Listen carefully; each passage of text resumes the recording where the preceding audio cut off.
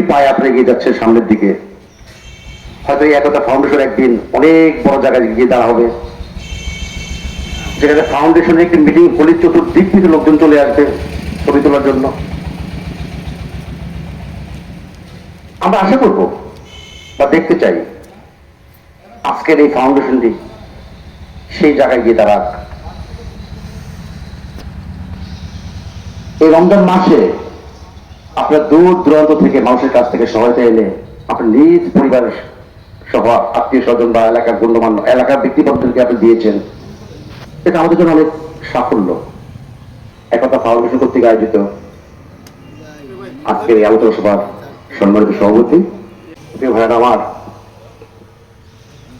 আজকে অনেকগুলো দিন পর আমরা এই ব্যাপারে আপনাদের সামনে দাঁড়িয়ে কথা বলতে পারছি। বছর পর বছর আমরা আমাদের অঞ্চলে থাকতে পারিনি। মানব স্বরূপ দূরের কথা, নিজকে বাঁচানো ছিল বড় কঠিন। হয়তো ঢাকা, বরিশাল, চিটাগাং যারা চাকরি বাকরি করেন তারা সবাই আমাদেরকে দেখেছেন। যতক্ষণ পেরেছি তাদের সাথে যোগাযোগ করার জন্য আপ্রাণ চেষ্টা করেছি। হয়তো কখনো কারোর সাথে পেরেছি, কারোর সাথে পারিনি। আমরা ছিলাম এই 15টি বছর একটা যাযাবরের মতো, যার নাই কোনো বাড়ি ঘর, তাই সে তাকেই বলে যাযাবর। আমরা ছিলাম সেই যাযাবর।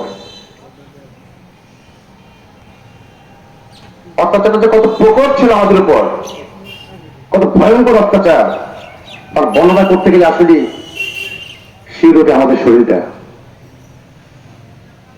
10টা বছরের মতো, প্রায় 10 বছরের মতো আপনাদের এই ইউনিয়ন পরিষদের নির্বাচিত চেয়ারম্যান ছিলাম। অবৈধভাবেও আসেনি, জনগণ ভোট দিয়ে নির্বাচিত করেছিল। দায়িত্ব পালন করার জন্য আপ্রাণ চেষ্টা করেছি। হয়তো টুকটাক ভুল ভ্রান্তি হতে পারে, বয়সে কম ছিল, তরুণ ছিলাম, কিন্তু মনে পড়ে না যে এমন কিছু কাজ করেছি যে কাজগুলোর মাধ্যমে আমি মামলা 1 নম্বর আশ্রয় দিতে হয়। আমার বিরুদ্ধে প্রায় 11টি মামলা ছিল।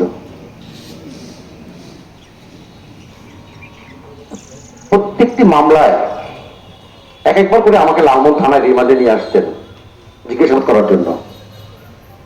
আমার কাছে নাকি অস্ত্র আছে, অবৈধ সম্পদ আছে, কিছুই পাইনি। মাঝখান থেকে আমি প্রায় 15-16 বছরে আমার গোটা পরিবারটা প্রায় যে কেমন লন্ডভন্ড হয়ে গিয়েছে। 5 তারিখের আগেও ভাবতাম যে হয়তো জীবনটা এইভাবেই শেষ হয়ে যাবে, যে কদিন বাঁচি। আল্লাহ পাক মেহেরবান, তিনি এই পৃথিবীর মালিক, তিনি ফয়সালা করেছেন। যারা এই সমস্ত কাজগুলো করেছেন তারা আজকে আমাদের সামনে নেই। কারণ জুলুমবাজের সময় বেশি দিন থাকে না। হয়তো আমরা অনেকেই অস্থির হয়ে গিয়েছিলাম যে আল্লাহ, এখান থেকে আমরা কবে মুক্ত পাবো, কবে মুক্ত হতে পারবো। বলতে বলতে কিন্তু অনেকগুলো সময় পার হয়ে গিয়েছে। আল্লাহ মানুষকে ছাড় দেয় কিন্তু ছেড়ে দেয় না, তাই তাদেরকে আল্লাহ ছেড়ে দেয়নি। তাদেরকে আমরা অনুসরণ করতে চাই না। আমরা তাদেরকে অনুসরণ করলে আমরা মানুষ থাকবো না। আজকে আপনারা যেখানে এসে দাঁড় করিয়েছেন আমাকে, একটি ফাউন্ডেশন, আসলে এদের কাজ কি? জনসেবা। জনগণের সেবাই হচ্ছে ফাউন্ডেশনের কাজ। অনেক বড় বড় ফাউন্ডেশন এই পৃথিবীতে আছে যারা অনেক বড় বড় কাজ করে গিয়েছে, যেগুলো সেই দেশের সরকারও করতে পারেনি, কিন্তু ফাউন্ডেশনের মাধ্যমে এই সমস্ত কাজগুলি জনগণ পেয়েছে। আমরা আশা করব এই গুটি অনেকটা আমরাও পারি না। আমরা যা রাজনীতি করি আমরাও গুছিয়ে অনেকটা করতে পারি না, কারণ আমরা কিছু চাইতে গেলে সেটা বিরূপ প্রতিক্রিয়ার সৃষ্টি হয়। অনেক অসহায় মানুষ আছে, অনেক অসহায় দিক আছে যেগুলো আমরা অনেকেই চোখে দেখি না। কিন্তু যে আপনারা আপনাদের এই ফাউন্ডেশনের মাছ থেকে খুঁজে খুঁজে বের করে তাদের পাশে দাঁড়িয়ে তাদেরকে সেবা প্রদান করতে পারেন, তাও দেখবেন যে আপনারা অনেকটা সার্থক। যে কাজগুলো আমরাও করতে পারিনি, আমরা আশা করব এই সমস্ত কাজগুলো যেন আগামীতে আপনাদের দ্বারা হয়, জনগণ যেন আপনাদের দ্বারা উপকৃত হয়।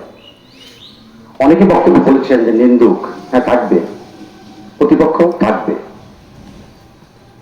যখন আপনি আপনার কাজ দিয়ে সবকিছু বাধা বিপত্তি অতিক্রম করে সামনে থেকে এগিয়ে যাবেন, তখন নিন্দুকদের জবানটা বন্ধ হয়ে যাবে, তারা কোনো কথা বলতে পারবে না।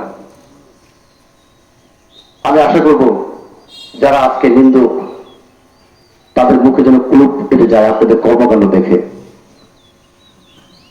সামাজিক কর্মকাণ্ড অনেক বড় ব্যাপার। হয়তো সামাজিক কর্মকাণ্ডের মাধ্যমে অনেক বড় বড় ব্যক্তি বেঁচে আছে আজও মানুষের হৃদয়ে, যাদের অনেক অবদান। সেই মনীষীরা এই সমস্ত ফাউন্ডেশনের পিছিয়ে শ্রম দিয়ে তো আজকে তারা মনীষী হয়েছে। আপনাদেরকেও আমরা সেবা করতে চাই। কখনো যদি সুযোগ আসে,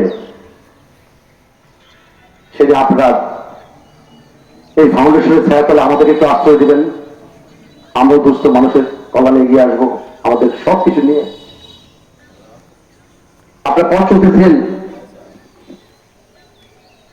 এতটা ভালো লাগে যে আজকের এই রমাগঞ্জ বাজারের একটি ফাউন্ডেশনের মাঠে দাঁড়িয়ে তাদের সামনে আমি কথা বলতে পারছি। এই ঐতিহ্যটি কত মহৎ, মানুষের সেবা করা যে কত আনন্দের। যারা